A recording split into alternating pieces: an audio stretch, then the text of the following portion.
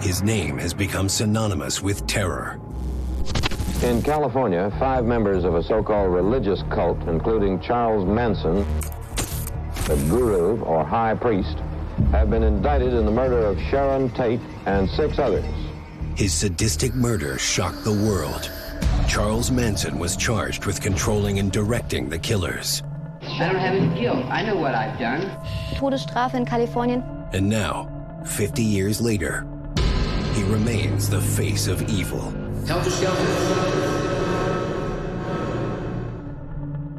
From behind bars, he seeks out his final victim, his own family. You have a prepaid call from an inmate at the California State Prison, Corcoran. Searching for closure from a criminal who shares the same blood. My grandfather, Charles Manson.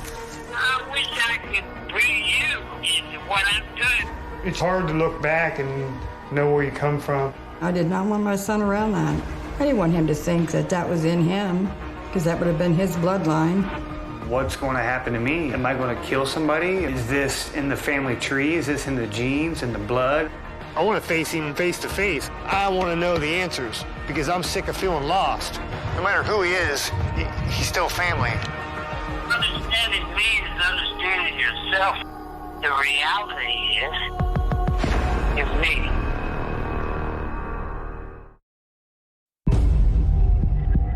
There is no self. There's my me. My me.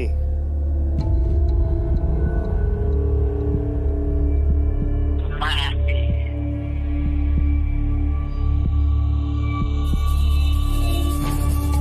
Get yourself all the way back to me.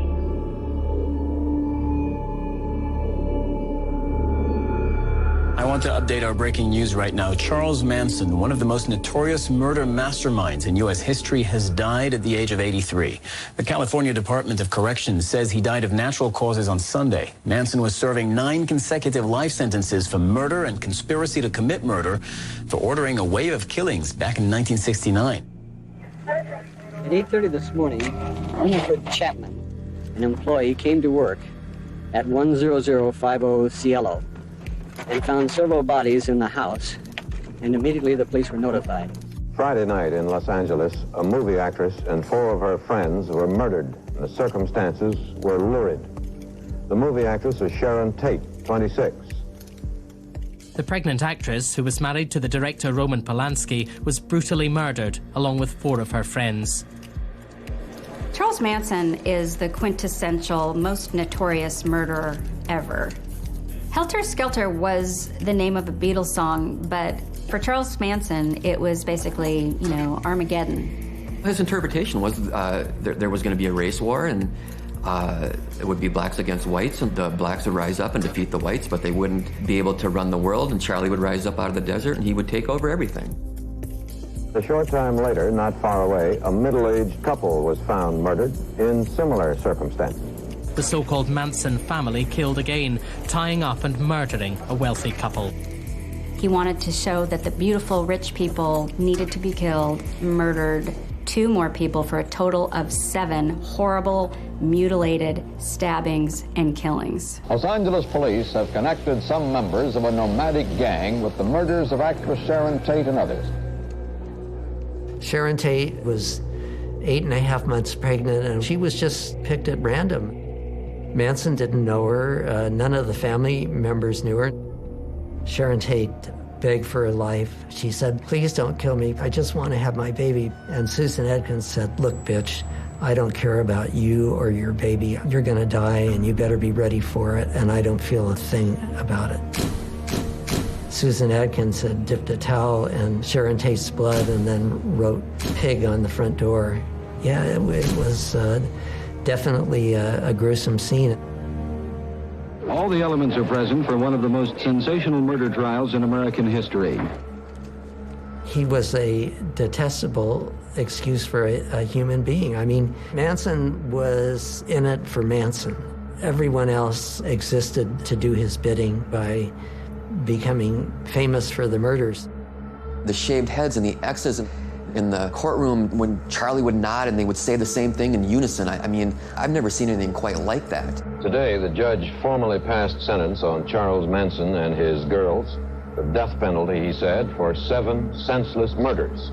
He said not only was the sentence appropriate, but almost compelled in this case. So, death in the gas chamber, he said. Do you believe that there should be a death penalty? A death penalty? Yes, for someone who commits a murder or something like that. Aren't we all born to die? Charles Manson was originally sentenced to death, but in 1972, the death penalty was overturned as unconstitutional, and so he and the rest were then commuted to get life sentences. Yeah, I'm going back down in an old hole. How do you feel like it was good here?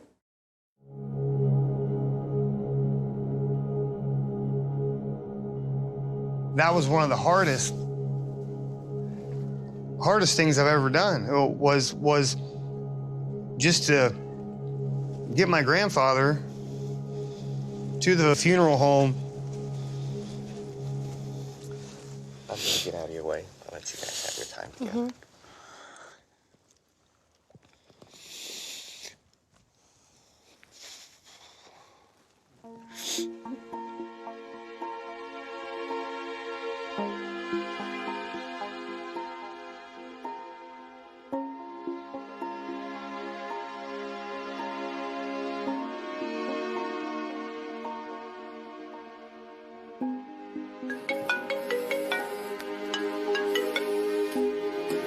Robin Kelly, you had a prepaid call from Charlie, an inmate at the California State Prison, Corcoran, California. To accept this call, say or dial 5 now. What's going on? If we could communicate, I could show you another level of reality that has never been accepted. Yep. Don't carry a bunch of trash around your head. I sent you a postcard. Anything, I'll trick you. I'll trick you and tie you up. But I don't think you can get to me. Because I'm too deep. See it? I see it. We'll call it a prison. These fucking assholes. They don't realize what they're going to get for what. That's it. Conversation over.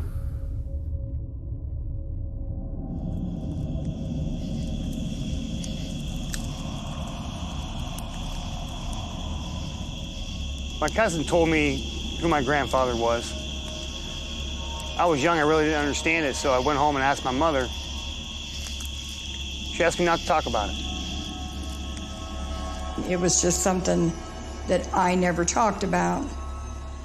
And nobody else in the family would really talk to him about it. I didn't want him to think that that was in him, because that would have been his bloodline. I did a little bit of research, and they talked about a cult leader, people were killed, and I saw the swastika and the crazy talk, all this dramatic stuff, and I thought, is this part of who I am? Charles Manson is serving his life sentence for murder in San Quentin prison. That is where we talked with him. He never heard you express remorse. Have you never felt it? Remorse for what? You people have done everything in the world to me. You know, if I wanted to kill somebody, I'd take this book and beat you to death with it, and I wouldn't feel a thing. Believe me, if I started murdering people, there'd be none of you left. I couldn't imagine what it would be like to be related to Charles Manson. I'm just curious, how do you go through life with that name? Charles Manson is part of my bloodline, and I don't have a choice. I have to live with that. Understanding me is understanding yourself.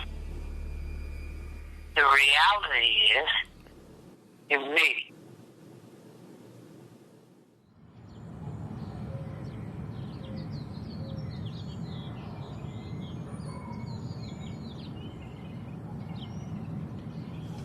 Oh, Mom, you got all these years. Max, you want to put this stuff back in my car? And put AJ that would up? say it. Yeah, he would say it. He would say it.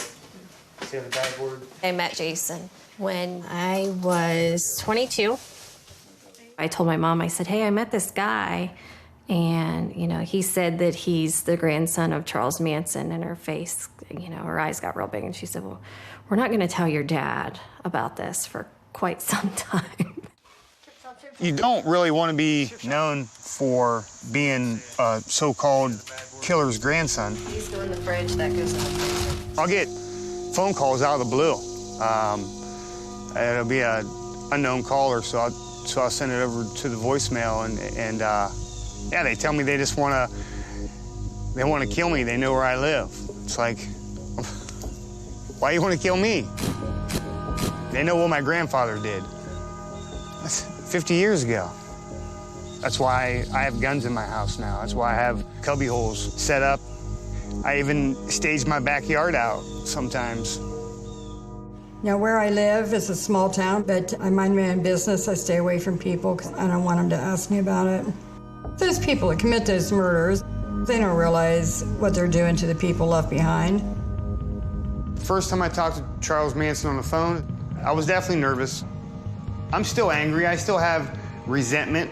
On one side, he's family, and I want to get to know him. And then on the other hand, I hate him. So in my eyes, we had a long way to go. And it was going to take time.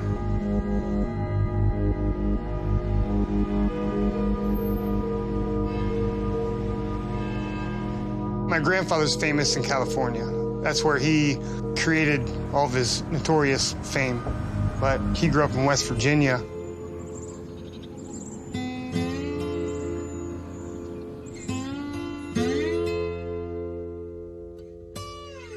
Charles' mother was Kathleen.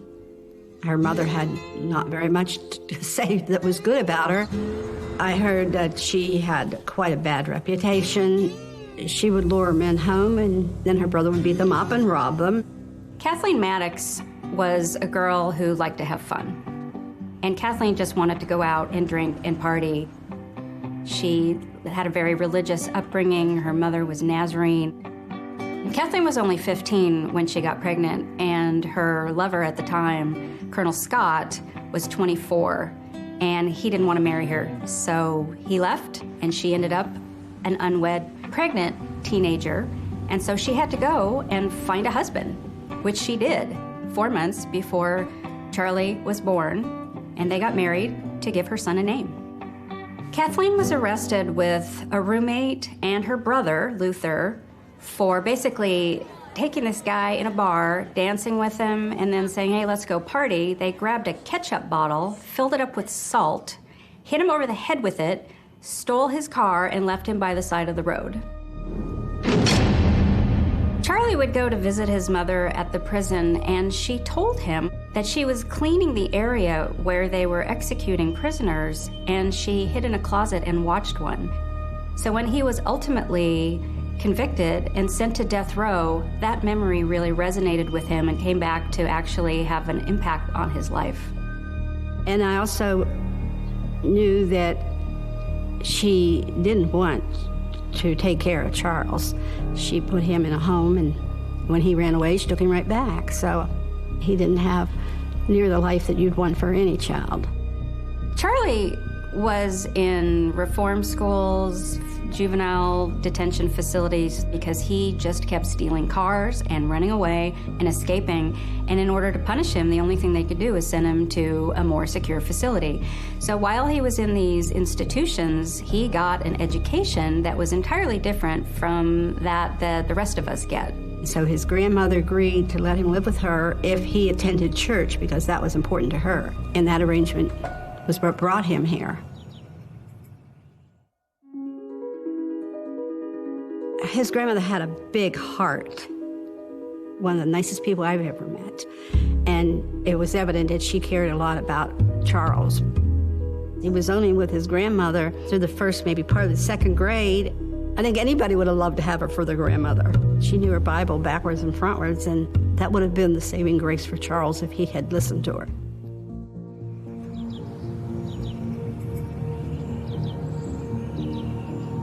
Growing up in Benwood, McMecken area, it was all railroaders and people who worked in the steel mills. That was primary. There was some coal miners, but it was a nice place.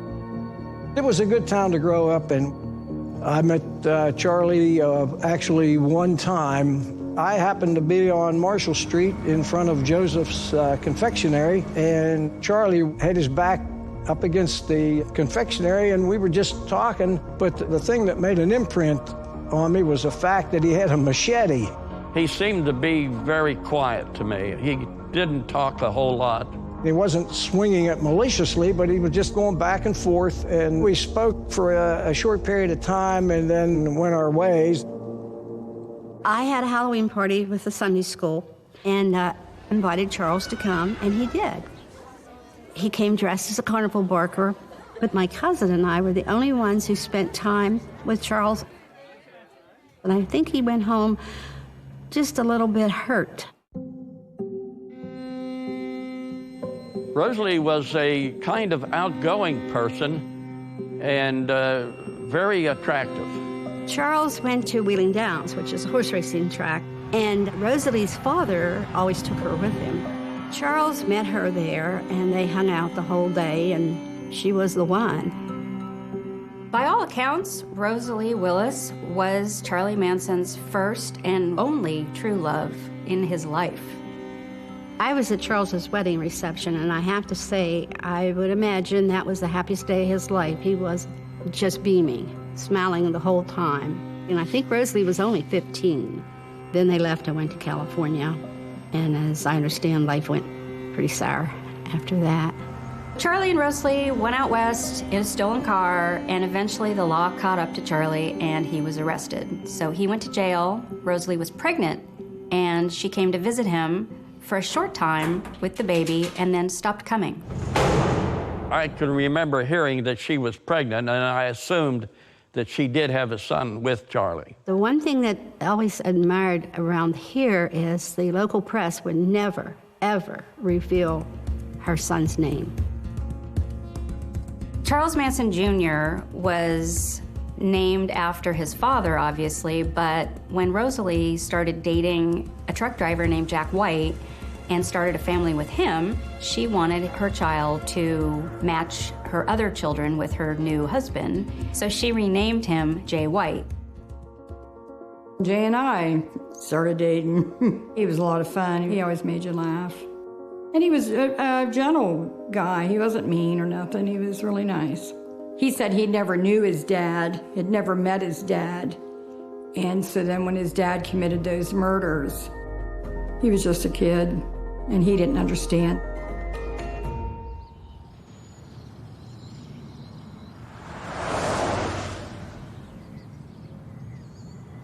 When I met your dad, I met a boy named Jay White. That's what he called himself.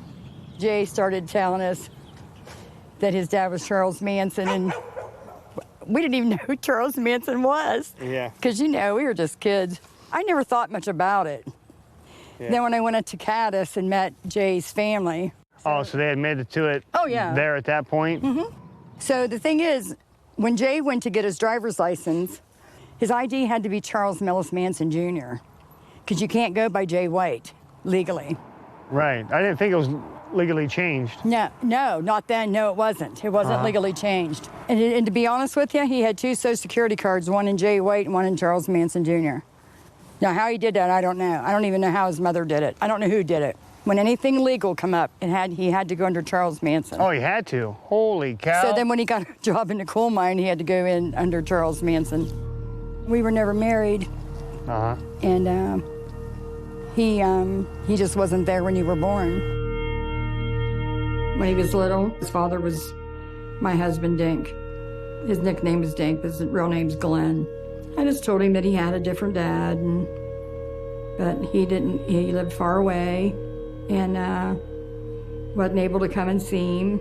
At a young age, I didn't really understand why he wasn't around.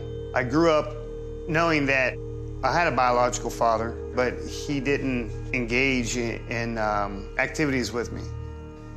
I can't say that it was very troublesome at that time because my stepfather filled that void. All I ever heard was my grandfather. He's a killer, he's a boogeyman, he's a cult leader, he murdered all these people. It was such a horrific murder that had dominated the headlines at the time.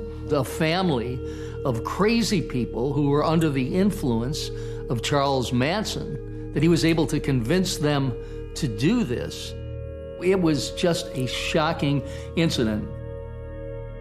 There was so much hatred for Charles Manson that anytime my father's name came up, it like the house exploded, shit shut down. It's like, it can't be talked about. You know, somebody give me some answers. Jay told me that he tried to see his dad, but his dad wouldn't see him. You know, if that's true or not, I don't know. But I believe that he did write to him or try to see him. The older your dad got, and the more he talked about Manson, I didn't want him around you because I didn't want you around those kind of people. Like why or what? You know, what do you... He couldn't understand why his dad wouldn't see him. He couldn't understand why his dad wouldn't answer his letters. He wanted to see him because he wanted to meet his dad and find out why he never had a dad. Well, it should be pretty evident why you don't have a dad. He's a criminal. He's in prison. It hurt him the most in his lifetime, but I didn't want him shoving it over onto you because you just grew up completely different. You had a mom and a dad. We had a family. And that's something Charles didn't have, something Jay didn't have. So I was actually happy as you got older that I didn't have to deal with him. Oh. But I never said it to you. I never wanted to run your dad down in front of you or nothing. With the Tate LaBianca murders, those choices snowballed into my family's life, right? They snowballed right into my father's life. He didn't ask for it. He was born into it. As a father, I think of my children. I want to be in their lives because I know what it's like to not have my father in my life. I met Jay in the probably mid-70s. Just going into the bar with my friends after work. And at that time, the Manson murders were only 5-6 years ago. You could actually tell from, after you got to know him and talking to him and stuff, you could see there was a lot of anxiety that he was definitely holding within. I didn't realize that he fought so many demons. When my father would come back in town, I would get a letter, I'd get a card, I'd get something for my birthday, I'd get a Christmas gift. He didn't know how to be a part of my life. He didn't know how to be the father that a child needs. Maybe he personally saw things in himself like, hey, that's way too much like my dad. And I think maybe that might have scared him. Several times I've personally heard him say, how can I go on being Charles Manson's son? It was in the afternoon, my freshman year, and they pulled me out of school. I didn't know why yet. My mom didn't come pick me up. Nobody told me what was going on yet.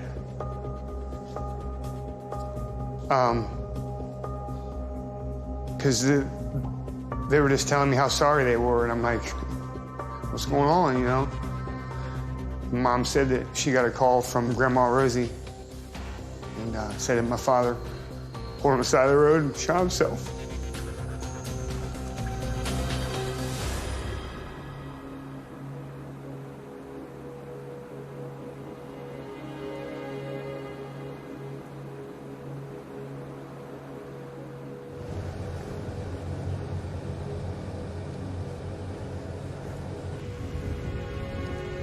I was angry after my father's death.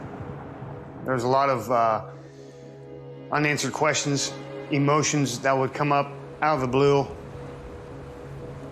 I couldn't believe he would do something like that. I was shocked, really shocked. On the day that we buried him, I remember Grandma turning to me and looking at me and saying, now it's buried. She said, we're putting a rock on top of it. End of story. I don't ever want to hear his name again. And I didn't understand what she was talking about because I was only a freshman in high school, and I didn't even know how to accept the death of my father yet. And it's very confusing for him why normal kids get to have regular grandparents and parents, and not only has he not seen his could probably be one of the biggest villains in the country. So it was tough for him to even talk about.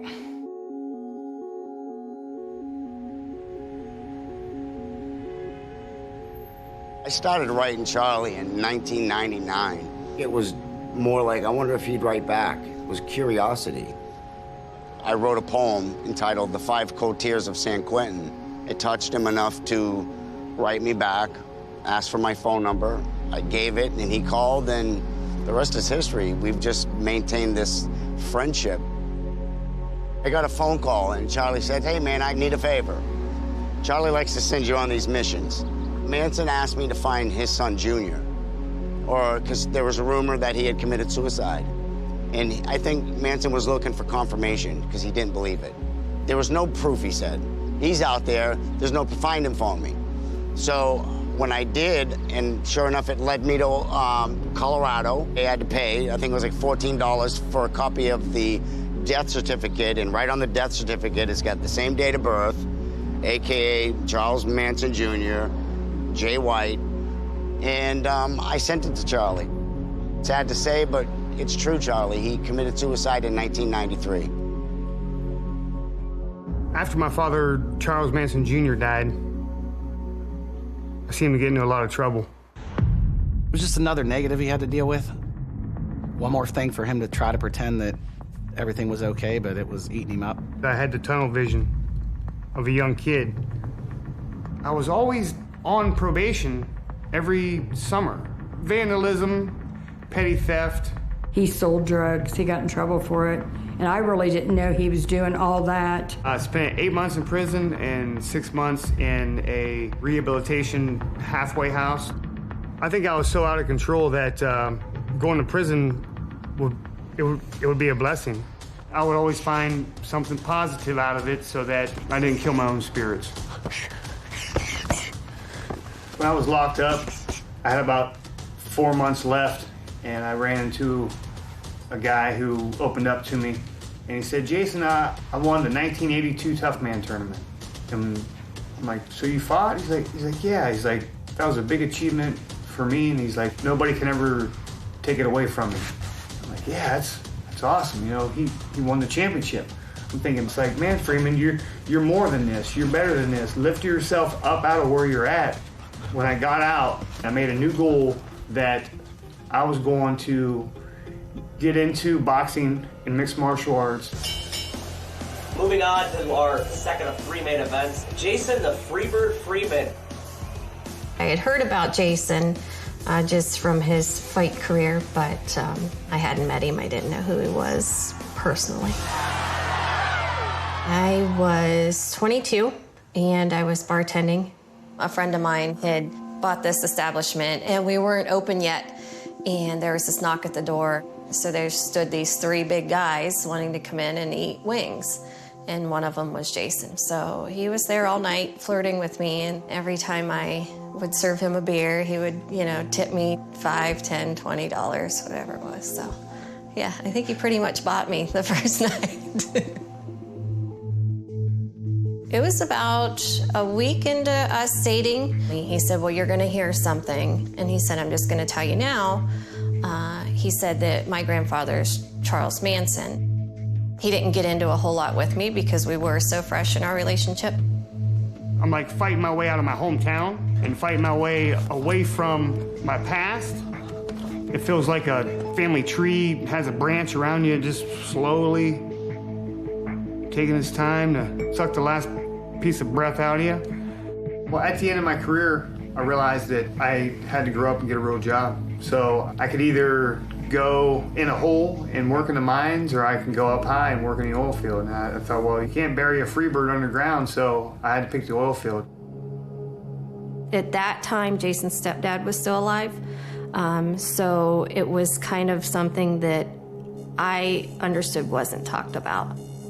It wasn't until Jason's stepdad passed away, and then it seemed like more and more and more he felt more free to talk about his real dad and then talk about his grandpa. So I didn't learn about a lot of his life, of course, till later on. I knew it was a matter of time before it did come out. Those things are going to surface. I wanted to be that one to let it come out. You have to be awful comfortable in your own skin. If that's a decision you made and you want to go public with it and acknowledge it, you have to be 100% sure why you're doing it and to be able to walk down the street with your head held high, because you can't put that genie back in the bottle. Once you say you're his grandson, that's it. Today, this member of the real Manson family says, enough. I am who I am. You know, I'm not something that he was. CNN was working with Matthew Roberts, Lentz, for quite some time. And he claims to be a son of Manson, alleging that his mother was involved in this wild orgy with Manson. Roberts tried to get a DNA match with genetic material from Charles Manson himself, but the samples were contaminated. But there is another way to establish the family link. Matthew Roberts and Jason Freeman, if they're related, will share Manson's DNA. They had us on camera to see if we're related. And I thought I was going to see my uncle. You know, I thought, I mean, he looks like he's got the big old bug eyes. And we determined with scientific certainty that you do not share a common biological ancestry. No match on any level. But everything has a reaction, and everything has a ripple effect.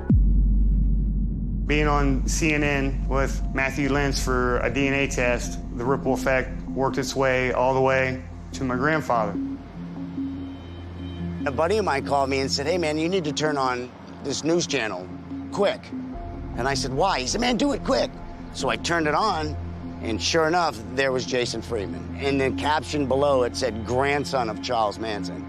And right away, I said, boy, here we go again. And just another guy claiming to be related to Manson. But what stood out to me was when they asked him about his father, Charles Jr., and here I see this 6-foot burly cage fighter crying, there's some real emotion there. So I found him. I wrote him a letter. I got a letter from John Michael Jones, just opening up and pouring out his heart.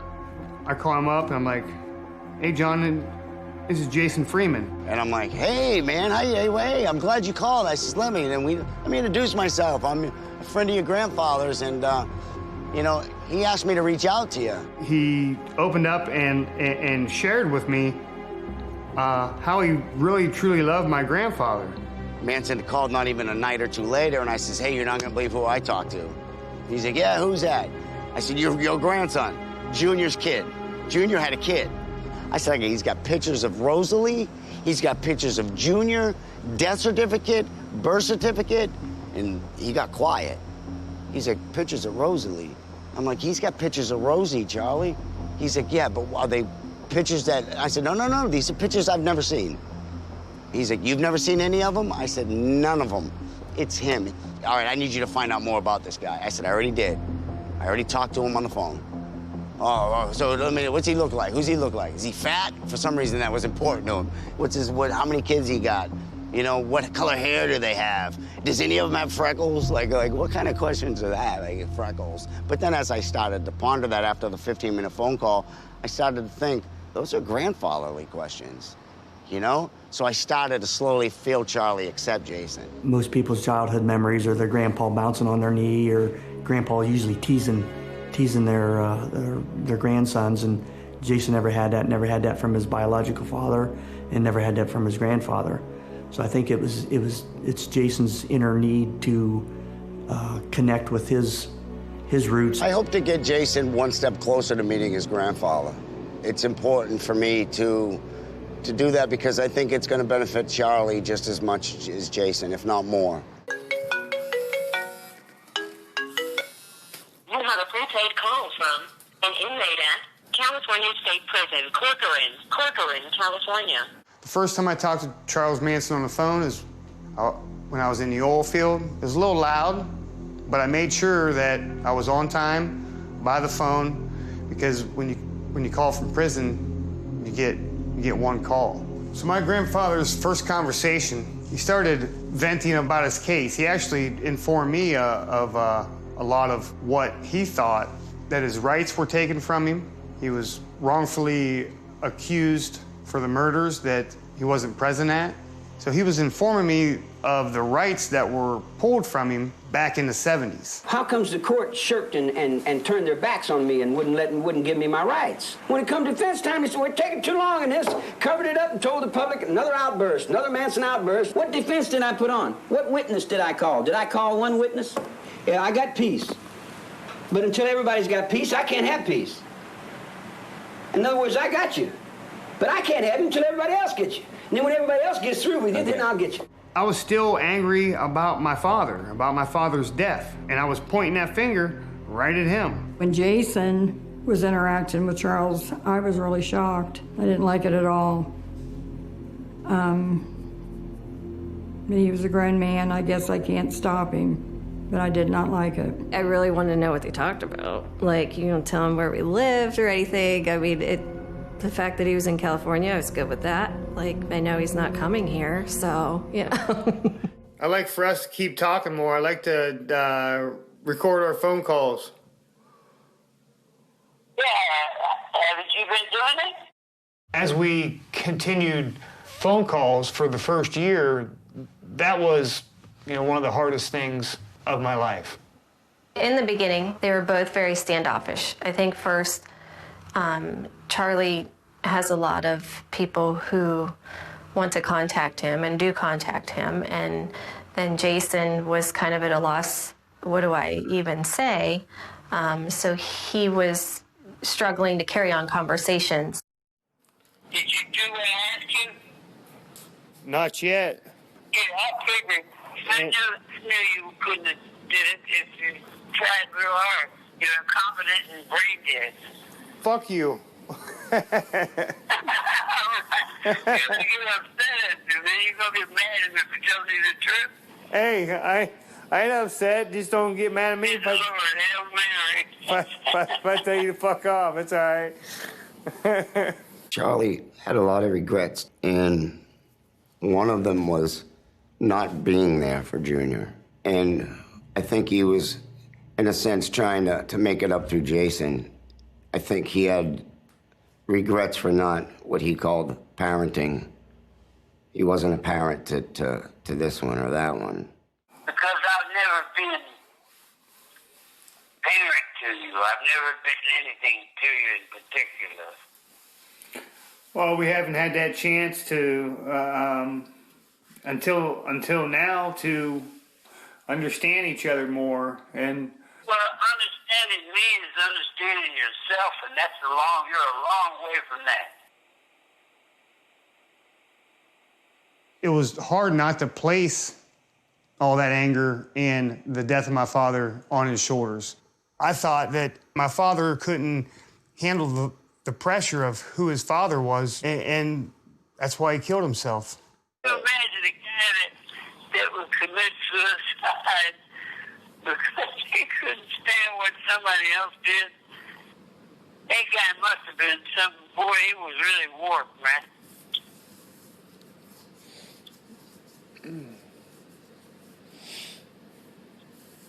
What would you do in a situation that had a lot of pressure to it? Are you asking me that question? Yeah, well, you knew the guy. I didn't know him. As we got to know each other, and he told me that he didn't get the messages, he didn't get the letters, he didn't get the stuff from my father that was sent out there. He said that there was so much going on, and there was so many people, he didn't know who was who and who was real. And he just didn't want to bring him into that same darkness that he's created for himself. You had a prepaid call from the California State Prison, Corcoran, California. Only I can lock me up. Everything in the world is in my mind. I rule me. Me is all there is to me.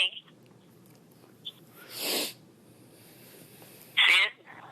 Last year, we were in my garage, and Manson had called him, and he put him on speakerphone. Everybody nowhere. I'm everything. I'm nothing. I never was. I've always been. The paradoxes, like the double entendres that are one way and the other way. I know, but I don't know. I don't know that I don't know. If I don't know that I don't know, how could I know what knowing is? I started thinking to myself, here's my buddy who's chased this and trying to get some answers and some soul searching, and this is the conversation that he gets with his grandfather. It wasn't much of a conversation, it was just Charles Manson talking. I could tell you things about spiders and solitary confinement that you wouldn't believe. You can't be too smart. You've got to be on a low-life level to understand a low-life consideration. At that point, I didn't know how good it was for him emotionally to continue to make these phone calls to the prison.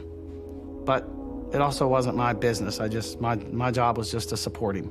I tried to tell my son that. I said, Jason, he's a criminal. He's always going to be a criminal. He just is who he is. Just from what you see on interviews and stuff, how crazy he talks. Kids, see, it's your life. It's not mine. I'm just another guy walking down the road going, how many times I got to go through, where's God at? She got a face, got a principle. What is it? I just didn't want him filling Jason's head full of crap. There's good in Charles Manson. I don't care what anybody else thinks. It's there. The evil things that he was involved with, that's the evil side of life. Charlie began to see that Jason wasn't a struggling actor or a starving musician, but that he was just an average Joe, and a dad who was just supporting his children, a family man who just wanted to know his grandfather. I think that he's proud that he's his grandson and look what he's overcome. Like, could everybody else in this room, could everybody else that may watch this, could you be Charles Manson's grandson and then develop a family like him and, be an entrepreneur and be as successful as him and have beautiful kids and a wife? You have a prepaid call from the California State Prison, Corcoran, California. How's your kids, man? Man, they're doing good, brother. Yeah, that's good. Yeah. Well, I mean, they're going to grow up like you teach them, man. At first, I would, he would be talking, oh, here's my wife, Audrey. I mean, he was as close to normal that you can include in the same sentence with Charles Manson, but fairly normal. Who are you going to vote for? Me? You're going to vote for Trump? What about Hillary? Because you're doomed if one wins and you're damned if the other one wins. So in the beginning, he didn't start talking to the kids. It wasn't until after Jason and him had kind of developed a relationship, and then he wasn't the crazy monster that he was made out to be. I don't like the thought of the kids knowing stuff. He would call our house, the kids would talk to Charlie on the phone. It was just kind of like, hey, your grandpa's on the phone. Yeah, they reflect you.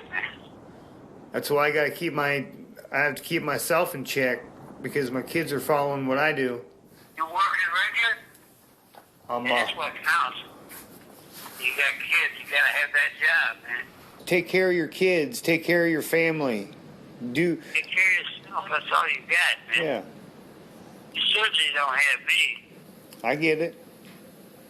Yeah, I'm a cold dude, man. I feel hard like a mother. I leave you sitting in a cell and I'd be up on a train. I'll be in your back pocket. Yeah, I ain't going nowhere. Jason never looked at it like he was talking to a cult serial killer. He was always talking to his grandfather. I'm his grandson. I can't look at him as just being evil. Overall, I think Jason came out of those years with some sort of connection with his grandpa. Well, I'm looking for some relief from this dilemma that I'm on the horns of this devil I'm riding over here. I'm trying to figure out a way to get out from out underneath this bullshit. And I can't find a way. Well, however I could contribute to help my grandfather, I would do that. Because because if you're family, and nothing comes in between that. It wasn't a goal at first. It wasn't like something that, off the top of my head, I'm like, one day I want to see my grandfather. I know my mom's asked me in the past, hey, do you ever want to see your grandfather? And then I didn't have a reason to. I supported him in whatever happened. So if he wanted to go, I was supporting that. If he didn't want to go, I was supporting that. As I got older, as my kids grew, and as my kids got older, I think of my father, I think of my grandfather, and just kind of rolls full circle. And why wouldn't I want to meet him? He had COPD. He had a bad heart. He was complaining of all different kinds of things. But mainly the cancer weakened him. He was bleeding a lot. What are the prepaid calls from? An inmate at the California State Prison, Corcoran, California. Hey, Grandpa, I'm supposed to ask you for a visitation paperwork so I can come and visit you.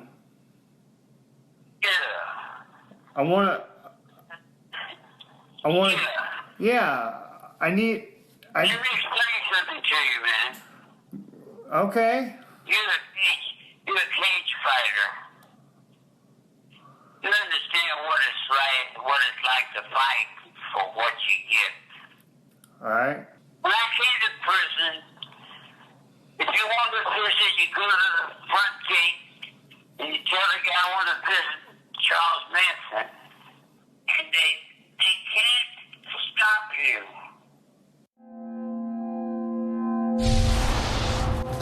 Welcome back, everyone. Cult leader Charles Manson has reportedly been moved from prison to a hospital here in California. Sources telling the LA Times the convicted mass murderer is in serious condition. It was no secret, Charlie was very sick. And it was different this time because he started to lose weight, a lot of weight. I just knew it was it. I felt it. I thought this guy can't last much longer. As he gets older, no matter who he is, he's still family. I want to be beside him. I believe that the first time I see my grandfather could possibly be the last time I see my grandfather.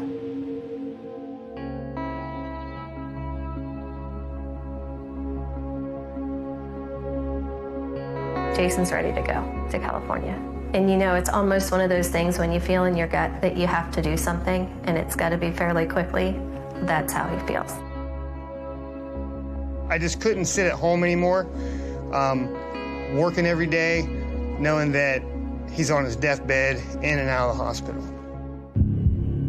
The major thing is preventing Jason from seeing Charlie is the so-called list at the prison. Jason's not on the approved list to see Charlie, and it's probably going to be the first and the last time that he meets him, but I think that'll bring closure not only for Jason, but for Charlie, too. It's definitely going to be an emotional visit for my husband, and you can't pick your family all the time, and the fact that it's Charles Manson, but he's going out there because it's his grandpa. I wish he just forgot about the whole thing and just left it go. To me, Jason is that last bit of normalcy in Charlie's life that he's going to have before he passes away, to feel that bond between a grandfather and a grandson. And Jason, to me, is the only last living descendant that gives a crap, that wants a part of Charlie's life, that wants to be there to help him. The pressure that I get from being his grandson is overwhelming. Man, it's just a matter of time until they get stretched too far, until it just breaks. There is nothing else. You're it.